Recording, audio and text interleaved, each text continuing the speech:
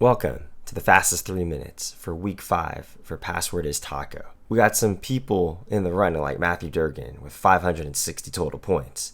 And we have people like Pete and R who have over 500 points but no wins to show for it. But let's get into it. First off, we got Boner versus Fear Boners, but it's a whole lot of Modi when you got the Jets defense dropping 21 points and getting the actual dub against the Broncos. It's too much for R's team, for Calvin Ridley 17 points, and let's show Jamar Chase highlights in his 44 points.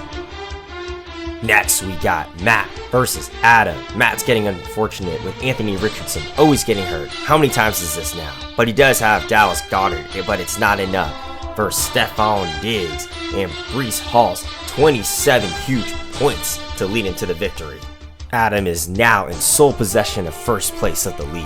Next up, we have Aaron versus Durgan. Instead of putting Aaron's highlights, I have a chipmunk eating peanuts and cute cats until Travis at the end stomps all over his fantasy team with 34 points along with Brock Purdy and George Next Pickens. Up, we have Madison getting her first win against Joey as Jordan Addison finally does something. We have a few Raiders on this, but we refuse to show Raider highlights because I'm still hurting. Next, we have Randy Moss. That's real Moss. And there's Zach Moss on Joey's bench, just sitting there with 32 points. Next up, we have Ryan versus Jacob Fry, as Ryan finally wins in fantasy and with this real team, as DJ Moore and Justin Fields combine enough to beat even Aaron and Matt this week alone in fantasy.